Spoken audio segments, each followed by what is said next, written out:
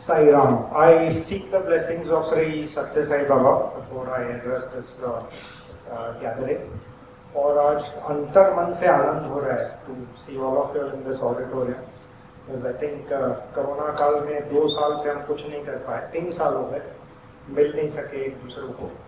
और आज एक भाव ये ऑडिटोरियम में दिख रहा है और the topic that you've chosen, Ritesh, is very close to my heart. So I'm indeed very happy that we have all gathered here after such a long time. So firstly, I just want to share my emotions for all the pains and sorrows that people have gone through during this period. Many of you would have gone through a lot of emotional turmoil. Some of us have even lost people who are close to us. So I think this was a really testing time for all of us. I think in a sense it flipped the switch of humanity. In a sense it made us aware that one little virus, which is not even a microgram, can shut down the entire world. So I think we need to retrospect and think about where we are headed as human beings.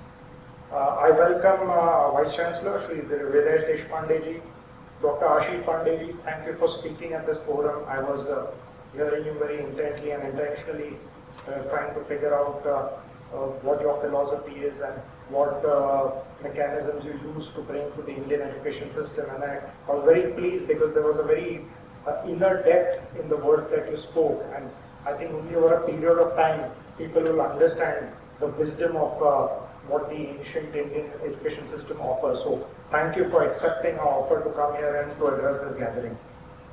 I would also like to welcome Shri Mukul Kanetkar ji, who will be joining us on video conference. Unfortunately, he couldn't make it personally, but I'm grateful for his presence. And of course, Dr. Gauri is also amongst us. So thank you for coming and gracing this occasion. I'm quite excited to hear all the speakers because this is a topic again very close to my heart.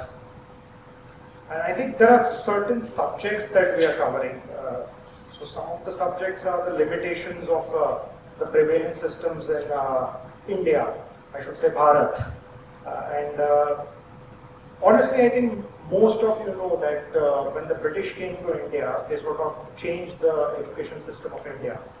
It was the Macaulay pattern of education that they implemented and forced on to the Indian culture, which in a sense gave India a perspective of being a global player, to integrate with the world economy and to understand how the world operates. Unfortunately, what happened is that there was only one mechanism that was put forward, and all the ancient wisdom of India, which has been going on for thousands of years, for centuries, was eroded. In fact, almost looked down upon under. And I think that was the biggest fault in the system that created a generation which is very different. So, my mother is a Sanskrit scholar. So, when I grew up, I told her that why did you educate me in convent?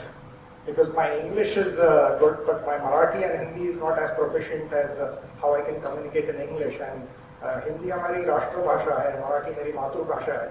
तो मैं उसमें वार्तालाप करने में क्यों झिझकता हूँ? So my mother said that during that time it was a prestigious thing for you to be in a convent school. And I thought I did you a favor by putting you in a convent school. But then as I grew older, I realized that there is so much wisdom in the Indian system. And this really came through revelations. It did not come by someone telling me how the Indian system of education was. Because as a child, I was always curious. I had a very inventive mind.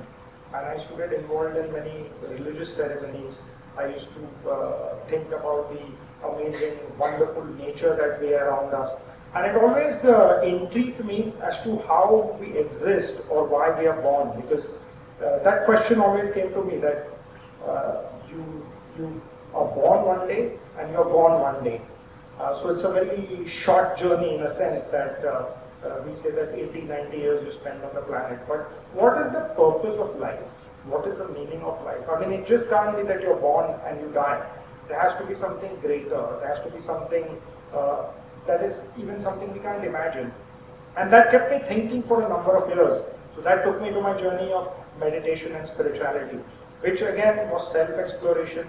I have been in the company of a lot of gurus, a lot of wise leaders. And one experience I would like to share with you is when you observe people, you learn a lot. You can learn good things, you can learn bad things, but you can also learn a lot of spiritual things.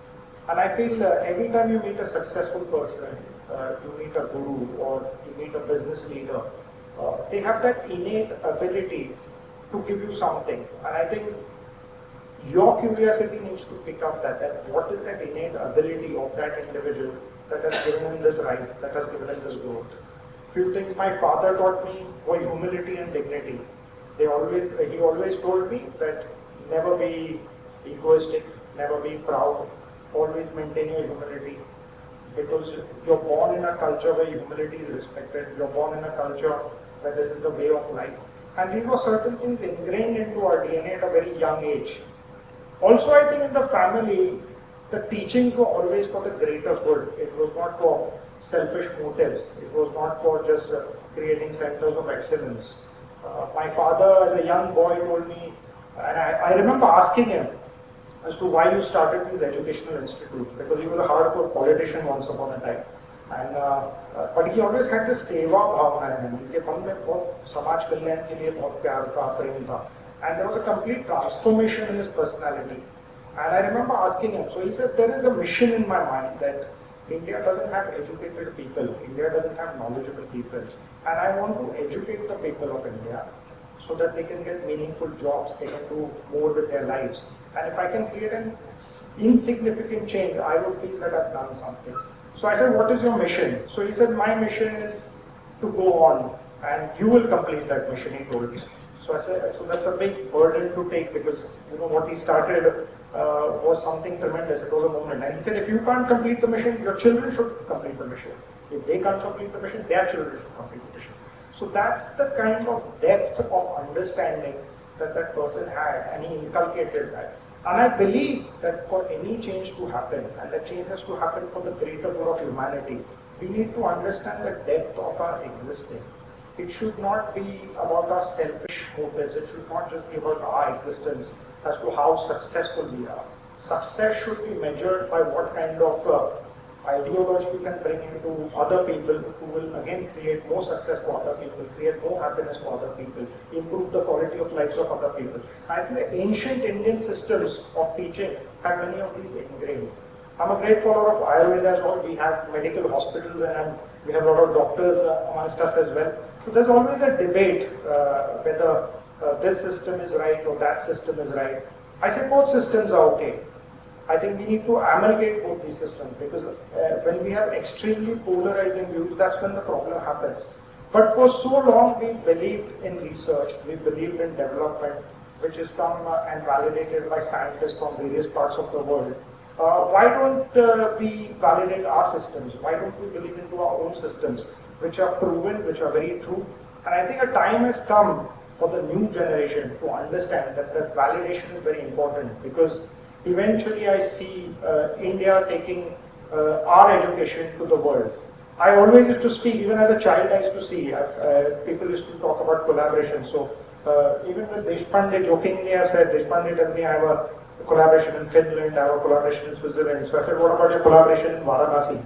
And there used to be discussions in the boardrooms as to what I'm talking about. So in a little way we started value-based education in our components in the university sector, because the education sector is so regulated in India, it's so rigid, so it becomes very difficult for any university or any college to really innovate and create a center of excellence according to how they wish to teach or do. So I think there needs to be a complete sort of a radical rechange in the way we look at education. And the Indian word shikshan literally means learning at every moment. And we need to bring in those values. There needs to be a lot of syllabus change, there needs to be a lot of integration between the systems of the West and the East. And I think if we can have a combination of both these systems, we can have the world's finest education centers. I always keep saying we should have the best of the East and the best of the West. And so much of our knowledge is really so far superior than what we've been learning. even in terms of space exploration, for example, in terms of astrology, astronomy. NASA today is discovering planets. NASA today is discovering how eclipses occur. And the Indian sciences taught us about Bhugol, the earth. The Vedas teach us about our way of life. And there's so much science in it. Quantum physics is spoken about. So I think these manuscripts that exist in Sanskrit, that exist in Indian languages, should be translated widely, should be circulated widely. Speakers of reputation should go out to the world and sort of start a movement to make people understand that how rich this culture is, how unique this culture is. And it's really a culture of understanding. It's a culture of inclusiveness, where it wants the whole world to be a happy place. So I think we can be a beacon of hope for the entire world. And I'm really happy that that this event is happening, because over a period of 5 days, I urge all the faculty members, I urge all the visitors to listen intently and get some key takeaways. Let's not just fill up the auditorium because there's an event going on, but rather what we can take back home.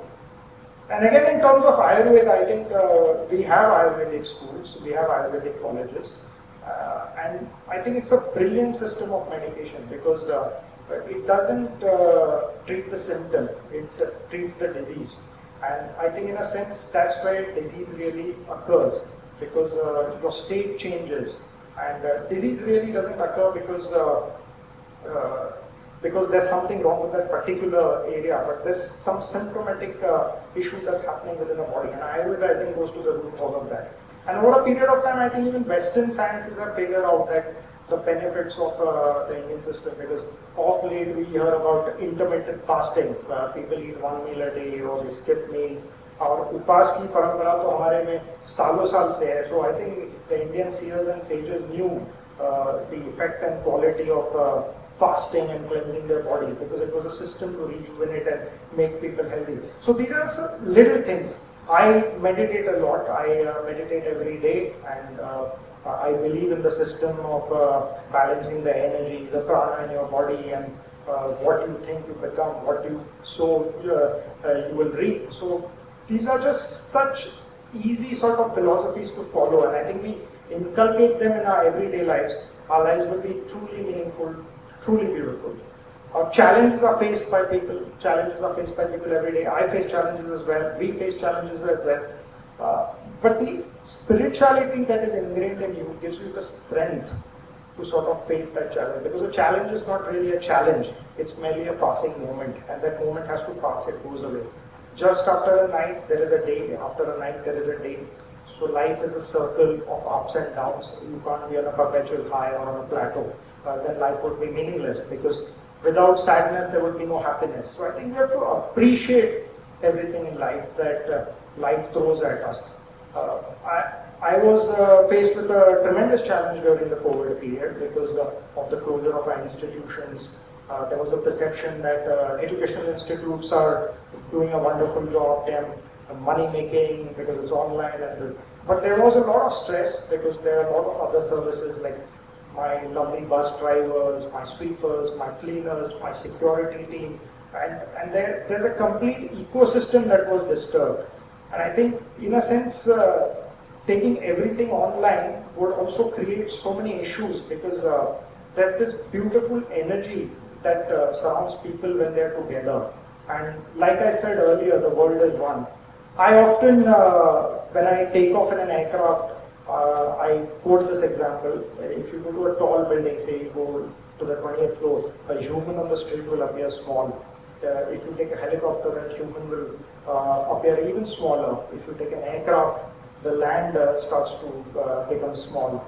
If you take a rocket, the earth starts becoming small. And the further you go away, the earth also becomes a dot, or really doesn't exist when you go further away. So that's the vastness of our existence.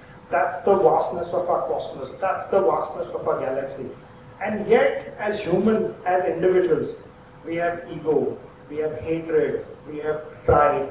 So where does this come from? Because we're so insignificant in the whole design of the cosmos. About time that we realize that we are one mass, we are one society, we have to work for the greater good together and work for the welfare and culture of the people. What is happiness? Happiness is directly a question of, I feel, contentment, because I feel if we are content at a certain point of our life, then we are totally happy. If we start comparing ourselves to A, B, C, then the contentment will never come, because someone will always be greater, someone will always be bigger, someone will always be better. But the same is, someone will be smaller, someone will be sadder, and someone will be more depressed. So I think you have to look at life in a positive way. You have to go on, forge ahead, and look at life in a positive way.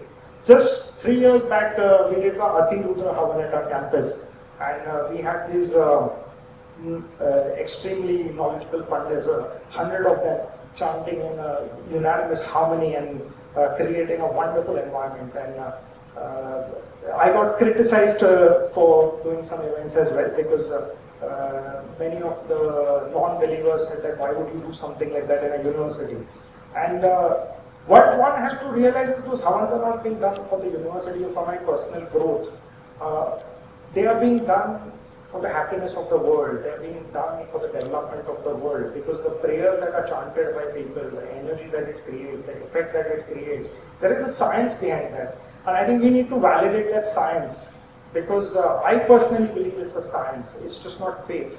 And people say you have to have faith, but every scientist has had faith before any discovery was made, because every discovery before it was made was almost hoodwinked, not looked at, whether it's the greats like Einstein, Aryabhatta, all our top scientists. Nobody believed. At one point people thought the earth was flat, but it was proven it's around. So I think over a period of time, our perceptions of what is right, what is wrong, what is old, what is new, will change. And I feel personally that this new generation is more acceptable to change.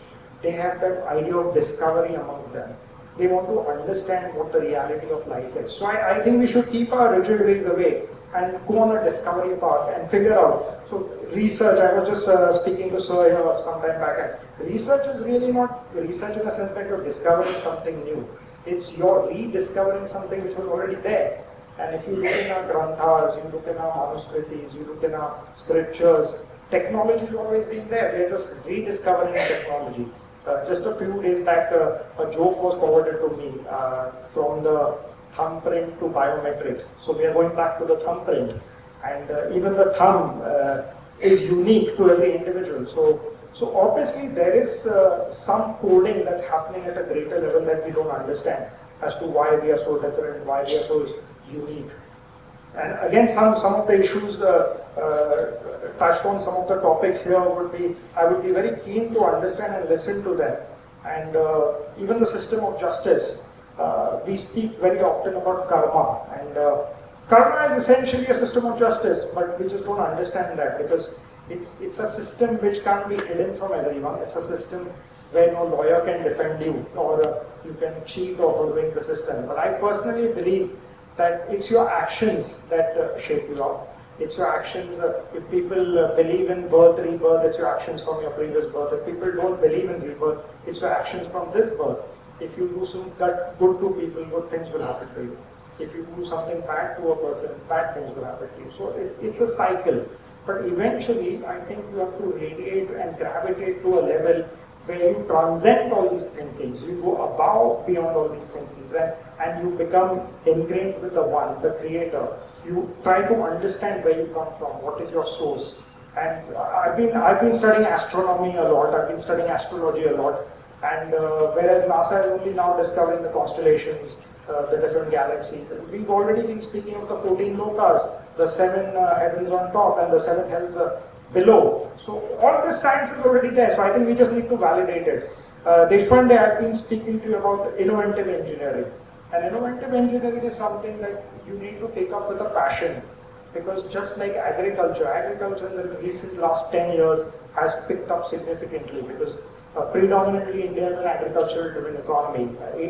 70 to 80% of our mass is rural, and that's where the real growth needs to come. It's just not the urban cities, because urban cities there are enough jobs, people have access to educational facilities, but what is education really? Is it just a degree hanging on the wall, or is it a knowledge system that you imbibe, ingrain, and put forward in your life?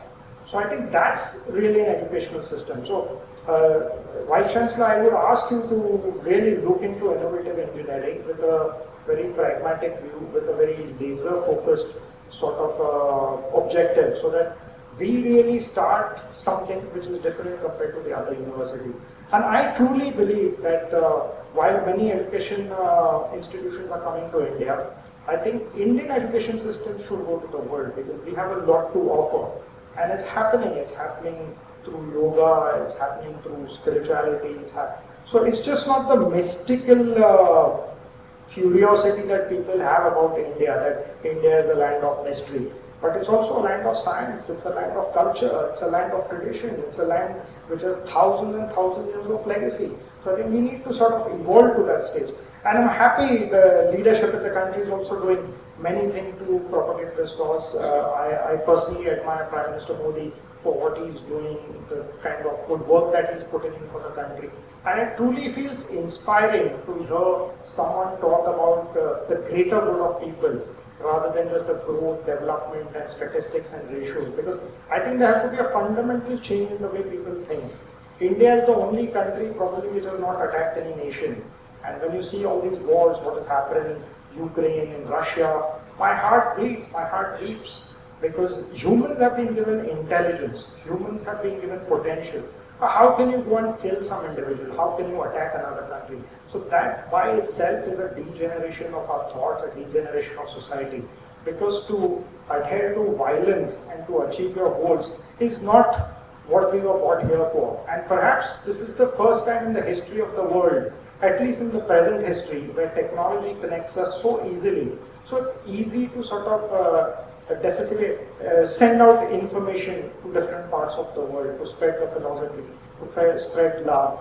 I also fondly heard Swami Vivekananda's transcripts and his words when he spoke at the Chicago conference, where he sort of offered Indian spirituality to the world. And I think these were great leaders, but why should we only rely on great leaders? Why not every citizen of this country become that great Indian and become a beacon of hope for the entire planet? Today you see so many people suffering with depression, suffering with anxiety, suffering with failures, suffering because they feel they'll not be able to achieve their goals. But life is just a journey, and I think our ancient wisdom teaches us through meditation, through different practices, you can remain at peace with yourself. And I think it's very important to remain at peace with yourself. So this should be ingrained into the educational system of India.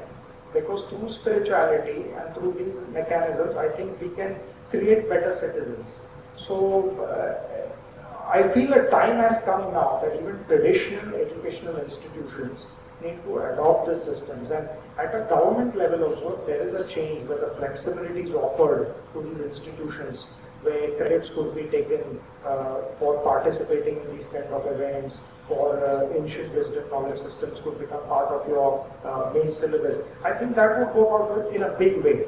So again, I feel we need to work with the world, research with the world, and because there are so many good practices that are there from the West, and their pursuit of discovery. The Americans have invented so many things.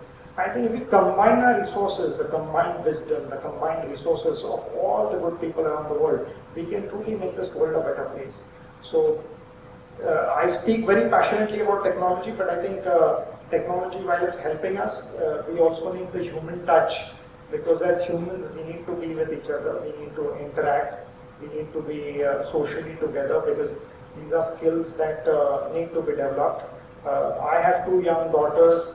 They also hooked on to technology, and in fact, children born during the Corona time, or who are 3 or 4 years old, some of them have not even seen schools. So it's a very different generation that's growing up, because they're again ingrained in a culture where they feel is right. And I personally feel there's nothing right or wrong. It's your perception about what is right or wrong, because what may be right to you may be wrong to someone else. So I think it's understanding each other and really going into the depth of this knowledge system where you will understand. I was speaking about saints. I'm in the company of a lot of saints. And there used to be a saint in Hanuman Takli, I used to call him Mama Maharaj, and he's no more. And he was meditating for more than 30 years, and he was a Krishna Bhakt. And I used to ask him as an inquisitive child as to what do you know about the cosmos, what do you know about life, what do you know about God, so he used to just look at me and laugh, and after laughing several times with my persistence, he told me, Marathi बोलतो मी, अरे वेड्या मी 30 वर्ष भक्ती करतोय, 30 वर्ष I'm meditating, मला एवढं कणभर कळलंय, मला एवढं कणभर कळलंय. So I was aghast because I said, if a person is so committed to understanding the reality of life, and for 30 years he's put in his life to understanding that, and he says that he just knows a drop, so then who are we to sort of judge people or claim that we know everything or I'm an expert at that particular field? I think that the word shikshan by itself is learning every moment. So it's our ignorance really that makes us feel superior. It's our ignorance really that prevents us from learning. It's our ignorance that makes us not understand other people. But every individual gets a learning. So I really want to hear all the people, because on this topic I can go on and on and on. And it's a subject which is very, very close to my heart. Many of you would have heard me briefly I skirt on these subjects when I'm talking of statistics and figures and moving into the new world. But subtly, somewhere spirituality always comes in my lectures, in my discussions. So really I'm grateful that you all are all here. I'm grateful that I'm born here, born in this family, and then if we can make a significant change for the betterment of this planet, the betterment of this world, because there are so many people who are suffering, there are so many people who need to be uplifted out of poverty, there are so many people who need food, there are so many people who need housing. And I think the little privileges that we have, we should appreciate and learn that what we have, many others don't have. So it's not a pursuit of always what we don't have, but what we already have. Ladies and gentlemen, brothers and sisters, I always end my conversation with Satya Sai Baba's quote, and he says, and I quote, "There is only one caste, that is the caste of humanity. There is only one religion, the religion of love. And there is only one language, the language of the heart." Thank you very much. God bless you.